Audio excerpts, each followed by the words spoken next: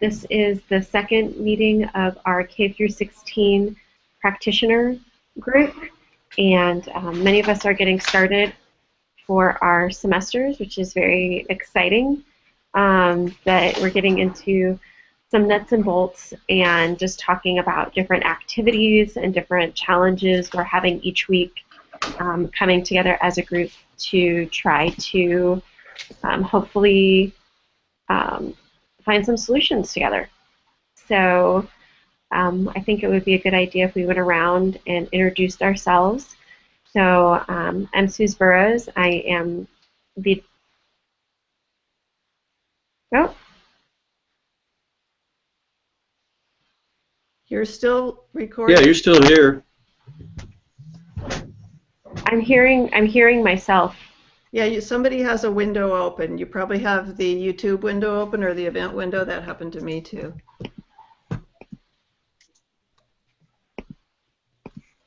Oh, got it. I see what I did. That was me. My bad. So my name is Suze Burrows, and I am director of the NAGEM Center for Business Innovation and Social Responsibility at the Bill Greehey School of Business at St. Mary's University in San Antonio. I currently hold the San Antonio record for longest job title. And then I also teach as adjunct faculty. So the course I'm teaching and using for this practice group is my Managing Innovation and Change course. It's a practicum course primarily for undergraduates, and that's me. I don't know who would like to introduce themselves next.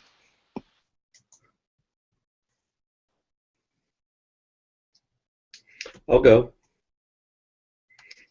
sorry. John Glass, I'm a professor of sociology at Collin County Community College, which is about 30 miles north of Dallas. And yeah, I'm in the process of getting all of my materials ready for the semester, which starts next Tuesday. And I've put together some ideas about incorporating as much of pedagogy as I can in pretty much all my classrooms, all my courses rather, but primarily in two in particular. One is a social problems class, and the other is a course on drug use and abuse. So I'm just here to, listen and share and hopefully get some more ideas and make it more pedagogical.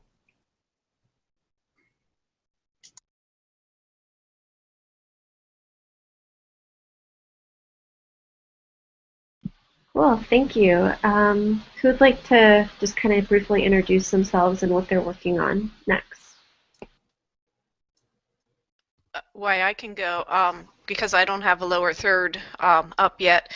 Terrell Cartwright, Director of Adult Ministries, but I come in with a background, a graduate of the Critical and Creative Thinking Master's Program, and looking at how to do some creative teaching.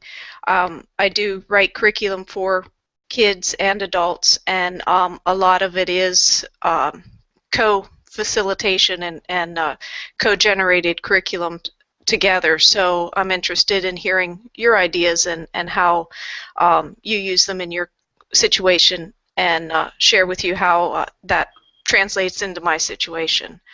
So thanks for letting me join in. Cool, thank you. You're welcome. And thank you too. I mean, whatever. My name is George Brett, as you can see in the lower third. I've been doing academic computing support for faculty, staff, and students since the 1980s. And I have known Howard Reingold since about '91.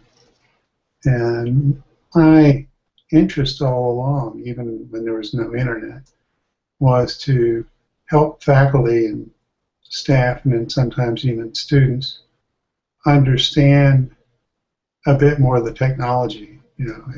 It's not magic. They can't blow up a computer. And And then since the internet came along, finding the appropriate tool for the right kind of application. You know, it's not really a Swiss Army knife. You really should target your audiences with particular applications. And Google's become a Swiss Army knife and is confusing people more and more now. So just, and that's one of the ways and reasons I got involved with the Peeragogy. And collaboration, I think, is a huge thing. It's been very big in big science at the supercomputer centers. But I'm glad to see the model move across the spectrum. You know, horizontal slices down stovepipes is the way I think of it. And as an example, I was invited into a call this week, or actually last week, and a gentleman who has a corporation dealing with carbon trading. I don't know if you've ever heard that, but actually people, depending on their industry, have so many carbon units, and they can trade with somebody else who has more carbon units than they did, or buy them actually, so that they can make dirtier air than the other guys. And his premise is that people don't really understand what this is about, and so his aim is to create a not-for-profit and to begin to educate adults and children all around the world, and primarily using internet-based applications or even local area networks in some of the poorer countries like Africa that really don't have a connection to the internet. But how could they do it locally and then, say, mail a CD or a DVD? You know, there's still people that need to do that and yet have access to content mailed back to them, lessons and such. So I'm looking to apply the Peeragogy models to that. Wow, very cool. And then Charlotte, is there anything you're working on right now? Well, I think I'm working on probably everything. Way too many things, but I was one of the editors of the version 2 of the Handbook, which has recently been published into the public domain on January 1st, Public Domain Day. The Peeragogy Handbook, which is kind of how we all came together and continue to improve online at peeragogy.org. I'm an independent publisher in the Boston area, and I publish other books besides this, but this is also published under my company, and PubDom Ed, which is Charlie Danoff's company. It's a collaboration. Cool, thank you. Okay. So I did want to start out with, and I have some activities and things to share. I'm curious what other people brought to talk about. I wanted to give a big thank you for the questions that you all asked me last week when we kind of went over the course, because Dr. Envik and I did decide to add what happens if one of our team members is showing up as a slacker kind of a thing. And put some information around practicing emotional intelligence, influencing, and also understanding that your perception of the situation might be incorrect. It might not be slacking. It might be a legitimate issue. So we already have some edits based on your feedback, which was really valuable. So we kind of wanted to say thanks for that. And I kind of want to open up, did anybody bring any particular activities or design issues that they wanted to present and maybe get some thinking around? Yeah, I brought an outline for well, at least one of my classes, because Susan and I were chatting before we went live, and I had to get all my syllabi done by today. So I just wanted to share some ideas I have about how to implement some of the pedagogical ideas, and see what y'all think about it. Cool. Do we want to maybe get started with that? Sure. Do you want to? Sure. Do you want to screen share anything so that we can sneak a peek? Yeah. I've got it open on the Google Drive app on the Hangout, but I don't know how to put it so everybody can see it. John, Okay. I think that's a little bit difficult. I think what you should do is probably put it on another window. Yeah. If you just screen share that window, and then I just create a new window, and then I just screen share the one window, and that seems to work pretty okay. So what I do is just post the link to the other window? Yeah, or break out that, like if you're viewing the PDF, break it out into another tab. Oh, okay, I got you. And then just screen share that one window. Okay, I see what you're saying. Yeah, and that allows me to have the document on one side and still keep the Hangout open on the other, so I can kind of still see what's going on over here. Right. Let's see. So I guess I'm confused on what window I'm opening. Is it just another Chrome window? John, open a tab, a new tab. Right. Yeah. Open your link in that tab. Mm-hmm. Go back to the Hangout. Okay. Click on the screen share. Which is? The green button with an arrow. The green button with an arrow. Gotcha. It will give you a choice of windows, and you choose one of those. Oh. I don't like the choices available. I've got full screen and Google Plus, Hangouts, Google Chrome. Does the Google Chrome show your No. PDF? No. Mm-mm. The Hangout is in a different. It's not in a Chrome tab. So why don't you just open the Chrome and we'll do it live. And then screen share with the tab with this Chrome open in front of you and find that site. How about if we do this? I don't want to waste time. So, Suze, do you want to go ahead and then I'll get my stuff set up? We can do that, sure. And I just usually, whatever I'm going to screen share, I just put it in a new Chrome window so that my other tabs that I don't want people to see aren't kind of mucking up everything. Okay. I'll try that. So I also want to ask George and Charlotte and Terrell if they had anything that they wanted us to check out today. No, George. Terrell, did you have anything that you wanted to?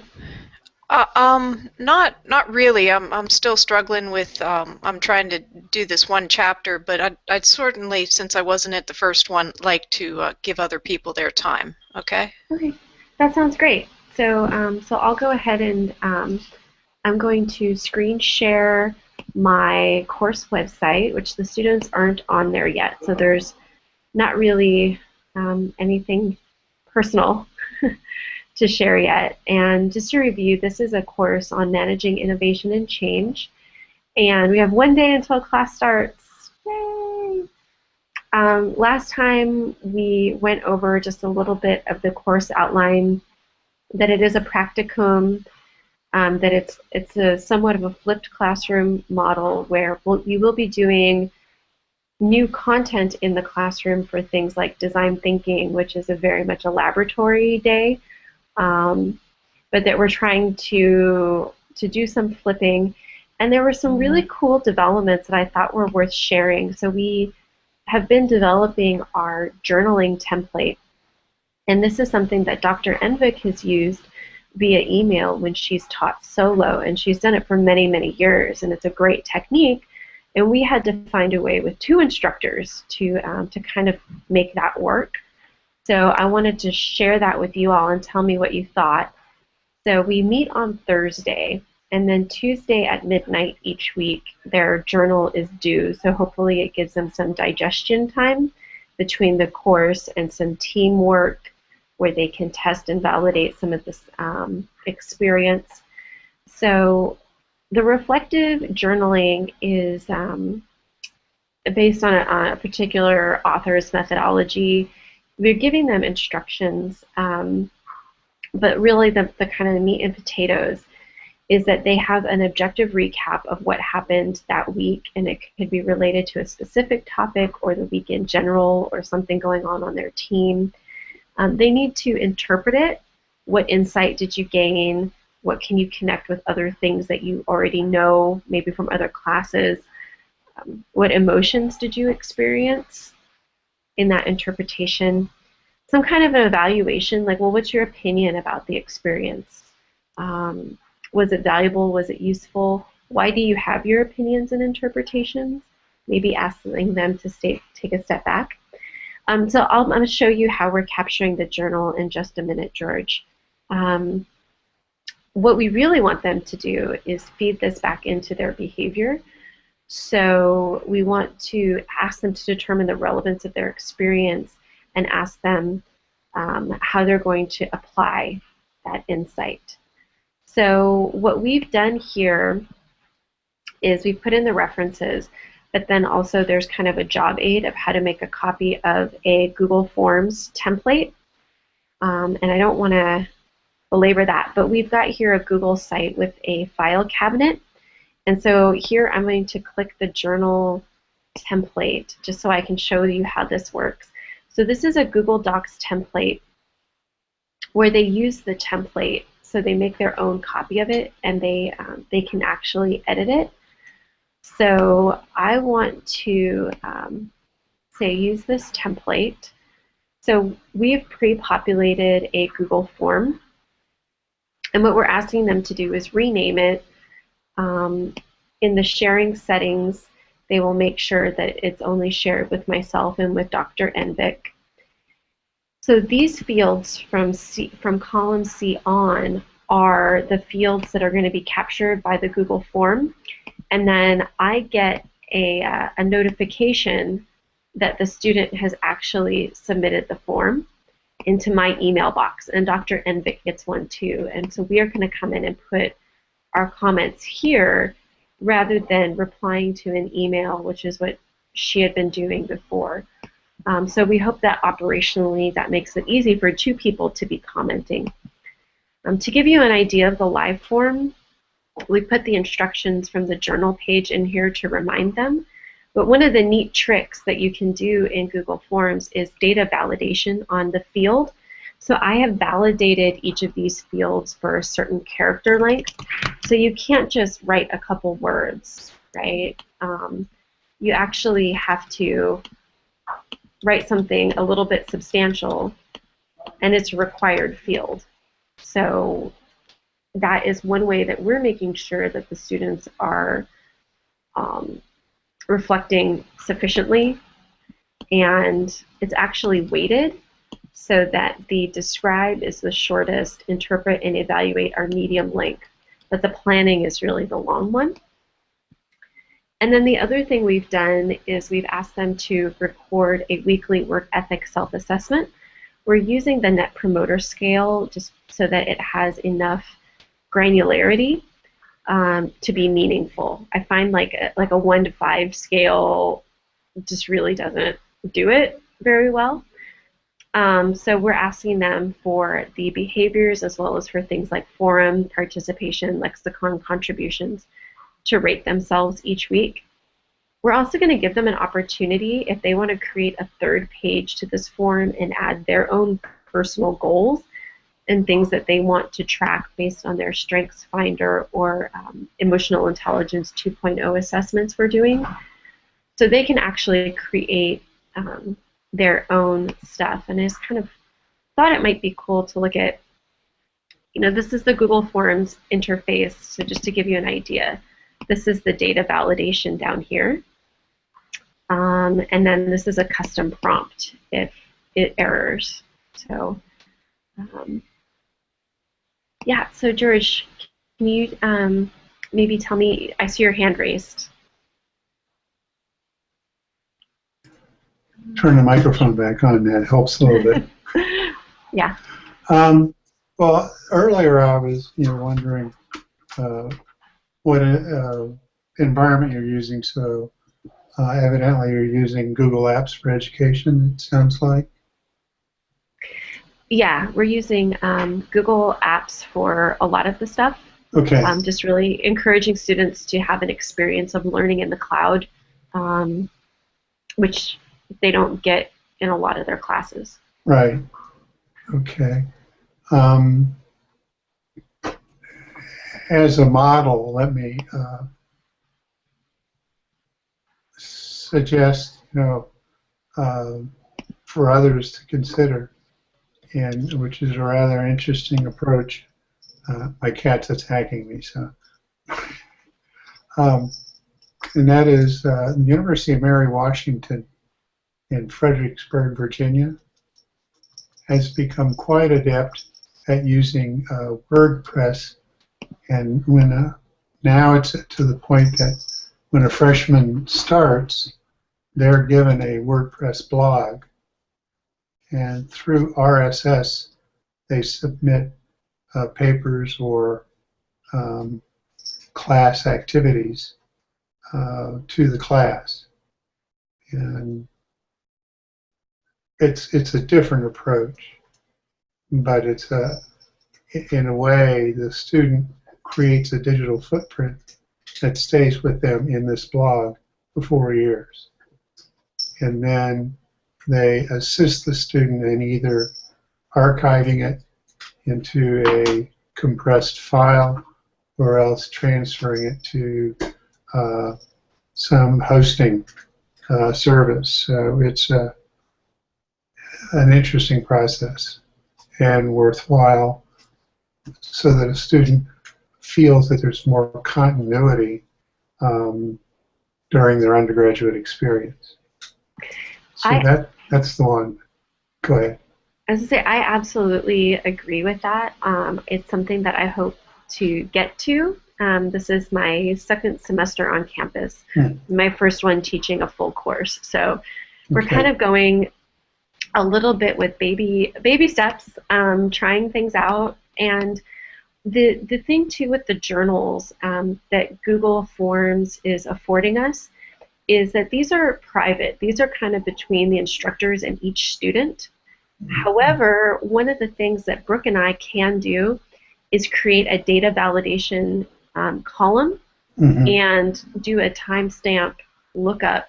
And basically, we can take all the data from, we're going to have 13 students, from their journals through this spreadsheet key number here at the top. And with Google Spreadsheets, we can actually import any rows and columns that we choose into one master spreadsheet, such as a gradebook. So for Brooke and I to have a view over who's completed their stuff and hopefully have it auto-populate our gradebook, coming later in the semester. We have a little more time for that. But then also, these are not public, so this is an opportunity for us to look in and coach students on an individual basis. And I have one that's been submitted so far, which I won't show for privacy reasons, but I really enjoyed reading that. And but it's you're right. We're asking them to reflect on continuity, but it's not a continuous 4-year experience. That sounds like a really awesome way for students to have the journal of their education experience and learning. And I would be really interested in what modules WordPress might have available that are, for submitting stuff, right? What workflows they might have available. Yeah. Jim Groom is one of the moving forces there, so he might be. He did EduPunk a couple years ago. And quickly, Cheryl, I'll just one last question. That was, you have in the checkbox participation mentioned a couple times, and do you in some way define it and sort of manage the students' expectations, what it means to be participating, and that if they are not participating, say in the class, do you suggest perhaps they use the journal to explain, are they bashful, or are they being bullied, or is something negative happening, or are they just an introvert? Yeah, I think that that's a great thing. Maybe we should add that as a third page is what is your overall engagement this week? Why is it that way? And if it's not good, what are some strategies you plan to implement for next week? That could be definitely something to add to that. One of the things that Brooke and I also added is we didn't want to have separate space for us, but we have these instructor-only pages that only Brooke and I can see. And so one of the things that we are doing is we're going to be sending out this Google form once the teams have learned about forming, storming, norming, performing, that kind of thing. What we're going to do is send out this form, and what we are asking is, rather than us telling students what great participation looks like, for them to actually take a role in defining low, average, and high performance. So for each of these work ethic skills that are ambiguous, we're actually going to be asking them to tell us, you know, clearly I need to keep editing this form, but to actually tell us what it means to them. And then Brooke and I can aggregate these results into a sort of guide and integrate that into their weekly self-rating. So that's kind of our plan with that one. And that's kind of based on the you know, students authoring their own syllabuses, creating their own grade books and rubrics. It makes creating the grade book actually quite difficult because how do you create a grade book tracking strategy for something that doesn't exist yet? We're working on that. In the instructors huddle, we also have our grade book, and again, this is just for Dr. Envik and myself. And we have our activities for each week, and you know, we can kind of put in like Suze has checked it, or B for Brooke has checked it. But yeah, that's kind of how things are going at the moment. And then Terrell, I know you said you had a couple questions. Yeah, thank you. I was just going to ask you what you have in mind for reluctant writers, because you have it weighted as to quantity, you know, as far as how much in the different things. And so, you know, do you have some extra supports built in for that? Because there are some people that really need a little bit more hand-holding to get through the writing. And especially, I wanted to, the last one, the plan, I didn't get a chance to look at your sheet where they self-evaluated themselves. Do you link that back in so that each week they kind of look and see if they've done their reflective practice, that they've actually gone back and tried their plan and see how it went from there? Because that, you know, when they're marking off the 10, they'll be real honest with that, the other worksheet that you have. But if you have them just writing the plan as the last thing each week, and it has to be the longest, and yet there's no accountability for the next week whether they've done it, you know, you're kind of rewarding the people who can write their way with 50 words for something that would only take 10, whereas your reluctant writers, they'll tell you what they're going to do, but they're going to actually suffer because they don't have the ability of some people who are better writers to sort of BS their way around things. I'm just saying that from a writer perspective, it's pretty easy to write a lot of things and be impressive with quantity, but you're also looking for quality and the learning. So how do you have the plan linked in to the next week, each one, for them to self-evaluate and see that they're actually doing what they say they're doing? Yeah, so a couple things there. So one of the things that we're going to actually be able to teach them to do is to create their own tabs in their spreadsheets that are graphs, so that their numerical self-evaluations week over week, they'll actually be able to create their own graphs for those. So they'll be able to have visibility into how their behavior is changing week over week, from those quantitative places. I think, based on yours and George's feedback, there does need to be a third page that says what's going well, what's not going well, how can you take responsibility and act, and did you act on what you learned from last week about your own behavior, your own contribution. I think that could be a really interesting reflection. In terms of reluctant writers, we set the character limits over here on, let's see here, so we set these character limits. I think this first one is 200 characters, the second one and third one are 300, and the last one is 400 characters.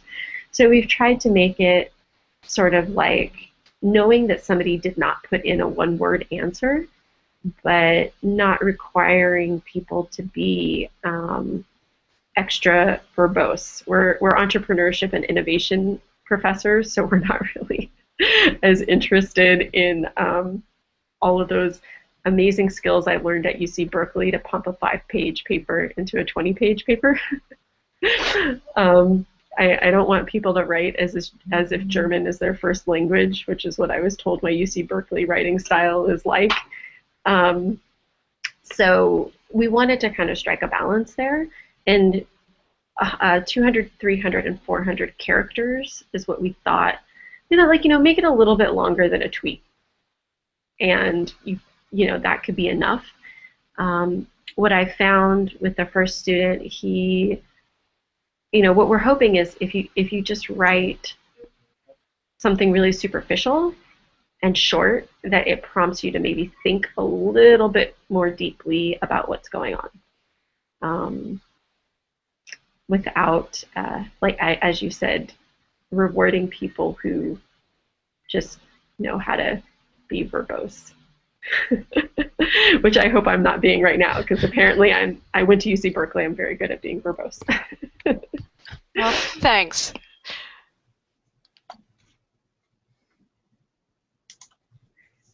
So my next? Yeah, John, I'm going to take my screen sharing off. Okay. I think I've got it figured out. Cool. And thank you for that. Yeah, and thank you for that feedback, George and Terrell. I'm definitely going to kind of change the journal template. And the good news is that I can change it on the template document, and then the actual template and will change automatically. So I don't have to change it in 2 places. Thank you, Google Docs, on that one. Mm-hmm. Great. Okay, John, did you figure out the screen share? I guess we'll find out. Okay. Can you all see that? Yes, I'm seeing a black screen. Okay. So it looks like you're sharing your Adobe. Yeah. And Adobe must be displaying a window inside of its application, which is probably why we can't see the other piece of it. Okay. Let me try this. How about that? This is another instance of Chrome that has the same document on it. We're seeing a black space again where the... It's maddening. All right, I've got one other thing to try here real quick. Sorry. This hopefully will work. It's learning. Yeah. I don't like learning like this. Okay, let me see if this will work.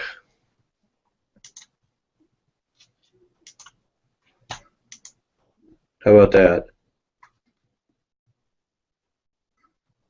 Yep. You can see that? Success! Hey, all right. So this is the generic / standard syllabus that we have to use. Basically, the state has dictated the majority of stuff you see on here. So I'm just going to go down to talking about the method of evaluation, because basically I have to explain what I'm doing and then allocate some kind of points for it. So overall, what I want to do is the main idea here will be these presentations.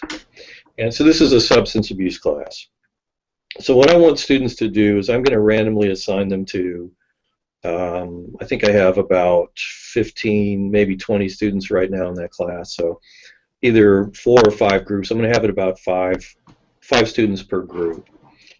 And what I want them to do is to develop, it's either going to be a wiki or maybe a regular website, and I haven't decided on that yet. Talking about either a specific substance or a different issue related to substances in general or a particular substance. So for instance, I have a set of readings that I'm going to ask them to review. And one of them, I read it the other night. It's pretty cool. It's by this guy, Benjamin Rush, who was an early adherent of temperance. And in it, he talks about addiction. And it was written in the 1830s, so it made me wonder what the history of that word is. So I thought, okay, if some group wanted to take that on and use that as the issue, they could do that. But there's also, there's a lot of other things. There's, use of substances by different groups, different substances, all that kind of stuff. So anyhow, what I'm going to ask them to do is to develop, like, let's just say a wiki page. And we use Blackboard. And Blackboard has the ability to do wikis, to do journals.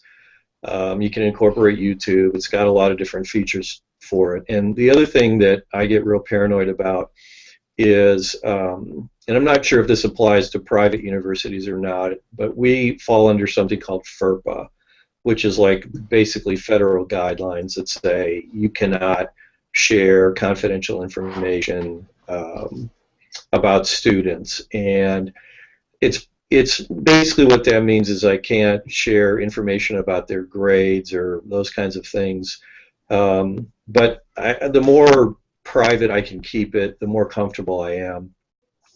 So as you can see on the sheet here with the method, we're going to have these presentations. And kind of the way I've got the class structured is the first couple weeks I'm going to be working with them, talking about how to work together in groups, because a lot of my students don't like working in groups. We're a pretty big community college. At my campus, I think we have about 8,000 students, and a lot of them, there's no dorms or anything, so it's a commuter school. A lot of my kids work, and so they come to school, take classes, and take off again, and they're not real keen on working together. But this class meets 3 times a week, Monday, Wednesday, Friday, for an hour. And my thinking is I'm going to use each one of those classes. One class will be maybe discussion of, this class meets twice a week. One class will be discussion of a particular topic. And you see I kind of have some topics already identified, because in their wiki I would like them to address abuse, dependence, and addiction, the central nervous system effects. So I have some specific things that I would like them to focus on, but again, within the context or related to the specific issue that they want to choose. But I thought it would be really good to spend at least the first couple of weeks talking about how to work together in groups. And one of the things that I'm going to do is I'm going to make a number of little sheets, little slips rather, that I can give to students, and I'm going to have them write, kind of what problem are you encountering in your group, and make it anonymous, and then I'll collect those periodically, and then hopefully I'm pretty good about doing it in a way where nobody will know which group it comes from, because I'm thinking that whatever problem one group is having, other people are probably having the same thing. And so we can talk about that in class. So use that class time also to work through the problems that they're having. I think I mentioned last time that one of my concerns is them getting reliable information. So the research that they're going to do on their topic, I'm leaving up to them. But I found some wonderful resources here at our library and from other places on the internet about how to evaluate websites, how to evaluate magazine articles. And that's kind of what I want them to do, is not just consume information, but critically consume information. Because one of the things I point out to my students is turn on the news and, you know, you're not necessarily going to get news, you're going to get edited, selected information. And, you know, with the plethora of these ridiculous opinion shows which pass as news, those really frustrate the heck out of me because they get a lot of misinformation.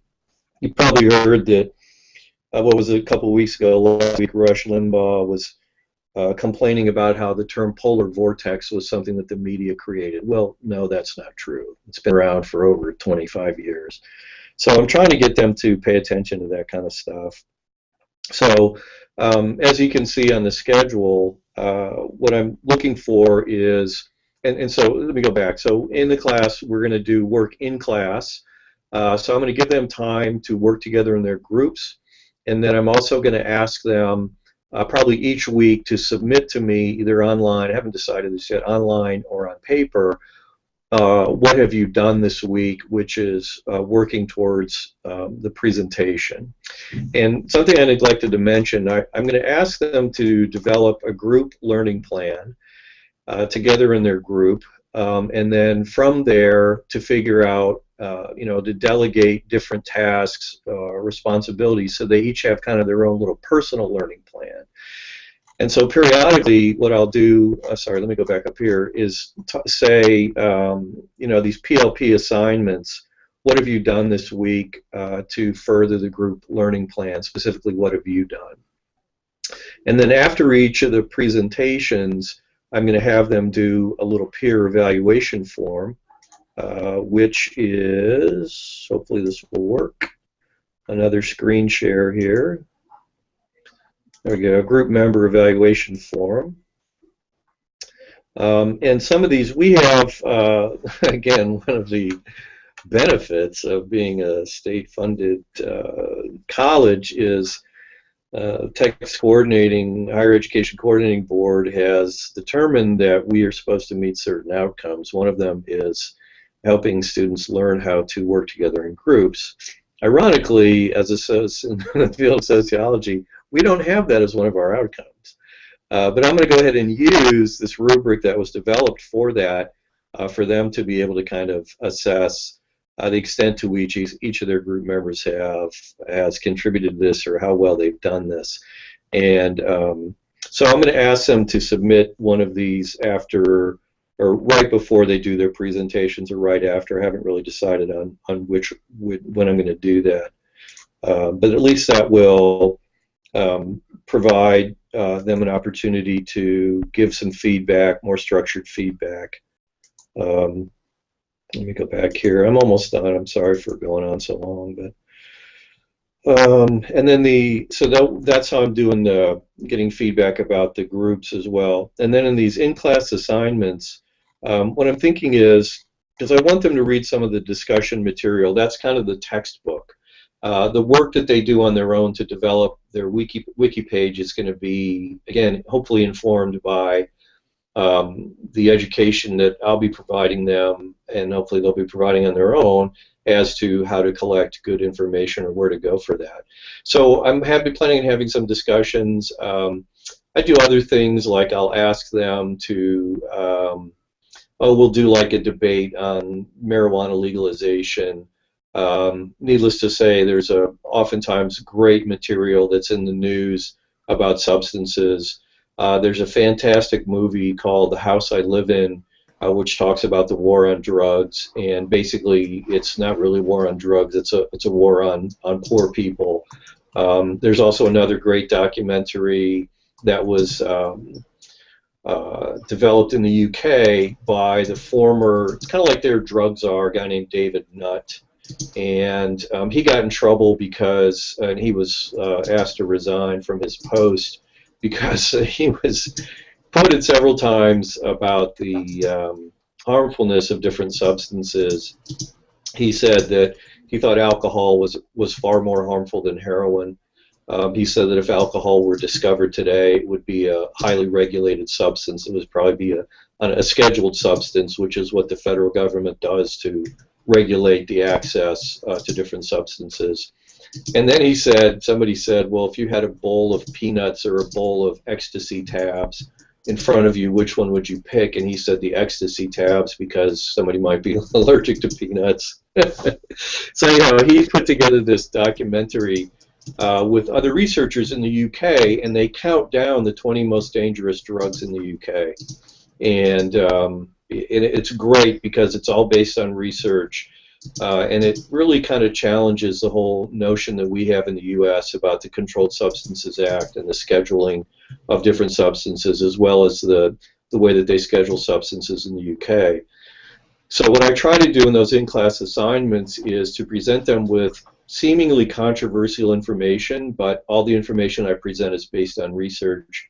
And inevitably it creates a lot of discussion because so much of it flies in the face of kind of the generic programming that kids have received for most of their lives. And then, of course, the discussion about the legalization of marijuana. I mean, I grew up in the 60s and 70s, and, you know, if you smoked weed, the next week you were going to be shooting heroin. So, you know, we talk about marijuana as a gateway drug and kind of challenge a lot of that stuff. So, anyway, so the pedagogical approach that I'm trying to incorporate is working together in groups, learning from each other, figuring out where to go to access information, working together to determine if the information's good, and then working together to develop the wiki. And, you know, I'll probably talk to them about it and see. I mean, ultimately it'd be really cool if they wanted to develop it into a website that we could publish somewhere that would be useful for people. So that's it. Let me know what you think.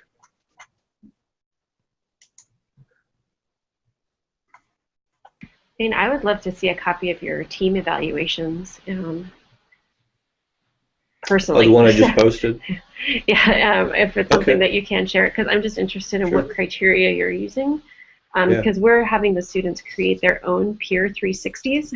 Right. So I'm interested in giving them things to chew on. One of the pedagogical principles, it looks like, George, you had a hand raised about that. Yeah, I was in a golly day, 360 just sunk in.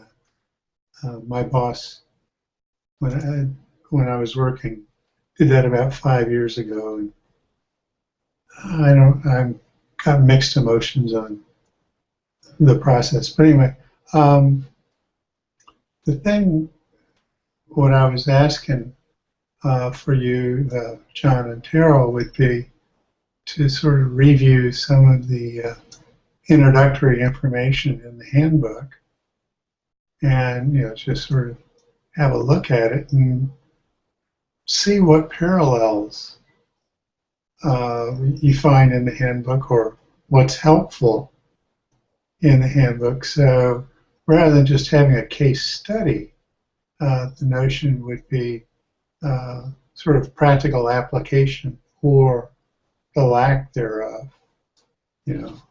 Like John said, he's bound by state programs to do things a certain way, and we're looking to work with not just the U.S. but other countries, and NIH, not invented here, and how can we deal with those cultural barriers with the handbook? Yeah, I'm hoping, I mean, this is kind of my test case, so I'm obviously going to be learning along the way and documenting my experience. Because I know one of the discussions that we've had on Google Plus is, can you do pedagogy within a formal institutionalized structure? And I don't see why you couldn't, and that's kind of what I'm, aiming for, trying to do, and then develop that as much as possible. So, like what Sue said about baby steps, part of it is I have to get used to it also, because I've done similar things in the past, in-class discussions, and I've asked students to work together and develop different presentations on their own. But this is the first time where I've really had that, even though it may not come across in the syllabus, I've had that as the main focus. So I need to, kind of figure it out along the way, but I am more than willing and happy to share my experience and to get more feedback and obviously make it pedagogical at this level as well. And I see, Terrell, that you have a hand raised too.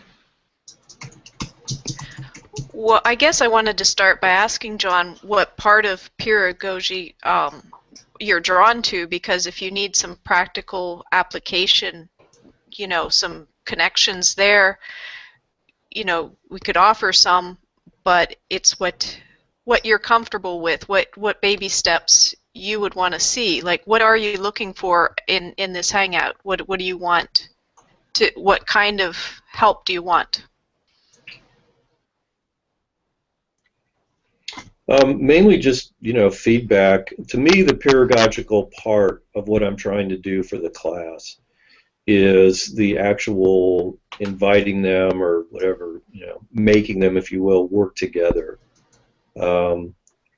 Because, we have this thing at our college, and I'm sure it's elsewhere around the country or maybe internationally, that we haven't been shy about trying to get students to work together.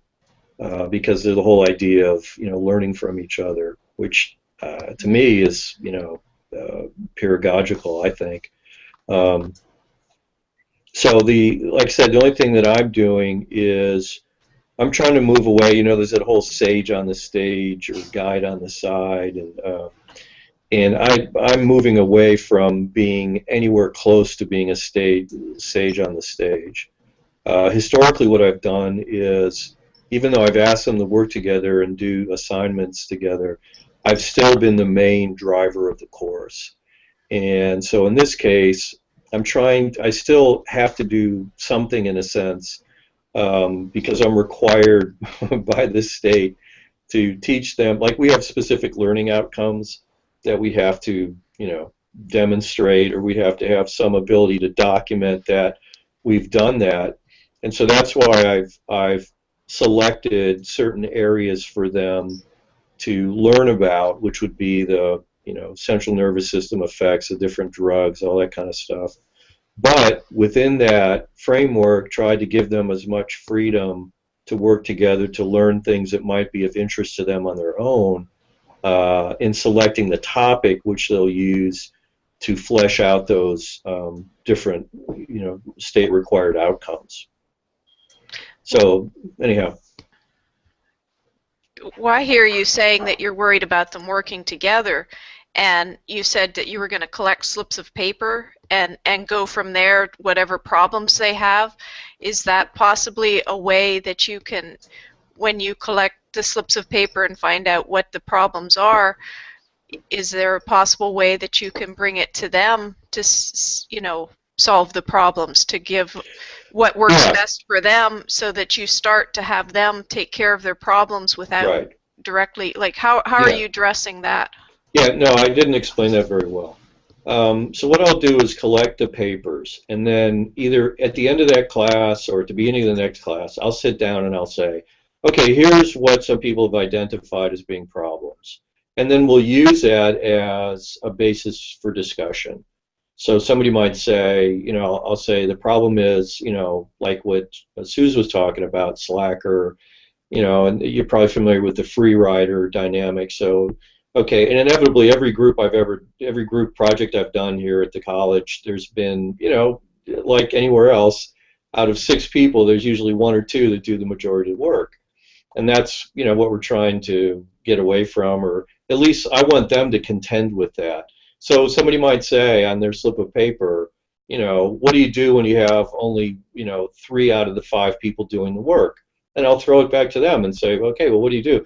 I'm not going to throw it back to that group because, you know, I don't want somebody to figure out, oh, they're talking about so-and-so. But just to kind of give them an opportunity to discuss it in the classroom as a whole, and then have them come up with solutions to it. That's kind of the way I'm thinking about doing that.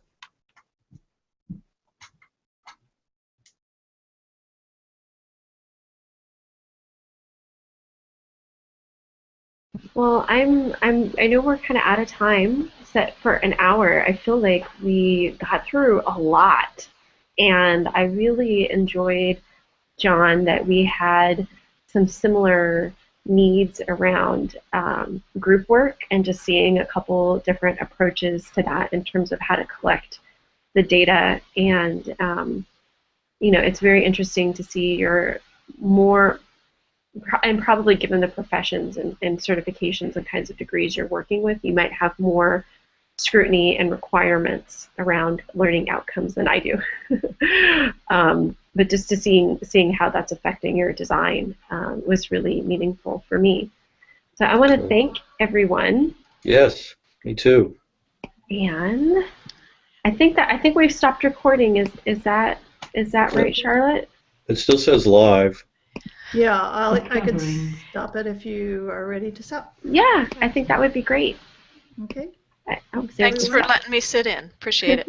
Come back, Thank you Terrell. for your feedback. Yeah. Thank you. I enjoyed it. Yeah. So All right. next week? We'll see you next week. Cool. All right.